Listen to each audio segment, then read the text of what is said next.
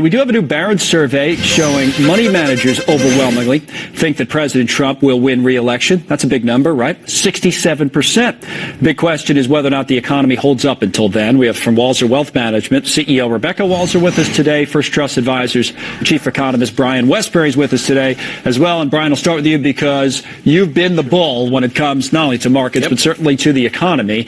And it's a question of whether it all connects politically for the president, but it should be a fairly easy argument to make, right? I totally agree. You know, and we had the correction in the market, and that scared everybody to death that there was going to be some kind of recession. We never bought that, and now we end up with 3.2% growth in the first quarter. Corporate earnings are coming in. They initially, because people were so bearish, we were expecting a 2 to 3% decline in those earnings.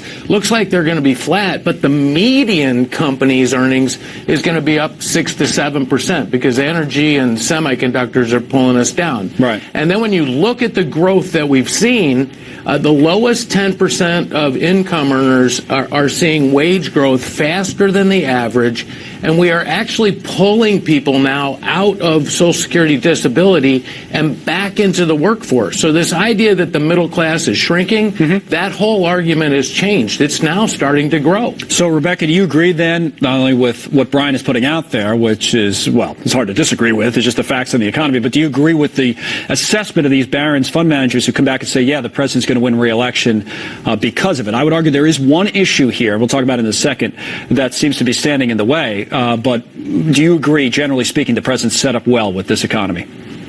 I mean, I don't see, Connell, how you could be set up any better. If you look at GDP growth quarter by quarter versus Obama years, there's just no comparison. And the last thing we need, because we are in a 10-year aged bull market, so just economic cycles alone indicate that at some point we will have some rough waters, and we certainly want a President Trump steering the boat during those rough waters and not a Bernie Sanders or even a Joe Biden because of their economic policies. And look at the Biden-Obama years, their GDP numbers, you know, they told us to get used to 1% GDP on an annual basis, and that would be the new norm. So definitely President Trump is set up well. You know what I thought was interesting, Connell, is these money managers said 67% said that he will win, but only 40% thought he should win. So there's still some political bias there. Well, that part is, well, a couple things. That actually is interesting. And the other thing, Brian, I was going to say that obviously an economic downturn would change the game, so that maybe there's more than one thing. But the one thing that stands out to me in all this, which is the president right now appears to be a slight favorite for re-election. But by these numbers and this conversation that we're holding, he should be more than a slight favorite. In other words, his average approval rating should be much higher than 43%, which is where it is today, Real Clear Politics.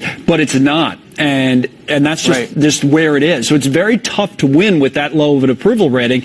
And if you're not going to have a higher approval rating with this economy, then when are you? You know, that's a political problem. Don't you agree? Or I totally agree. And Connell, I don't know how else to talk about this other than to say that, hey, you may not approve of a person, and I fully understand there's a lot of reasons that people do not like the personality of President Trump, except they knew a lot of this back in 2016, but they liked the policies that he was proposing. So what they did is they were able to put away the personality and focus on the policies, and look at what those policies have done. Rebecca is exactly right. We grew, when you only grow 2% a year, which was what Obama's growth was, that's when the middle class gets hurt because wages don't rise, productivity's not rising. It's not a great place to be. But when you accelerate growth to 3%, all of a sudden wages start to rise and things get better.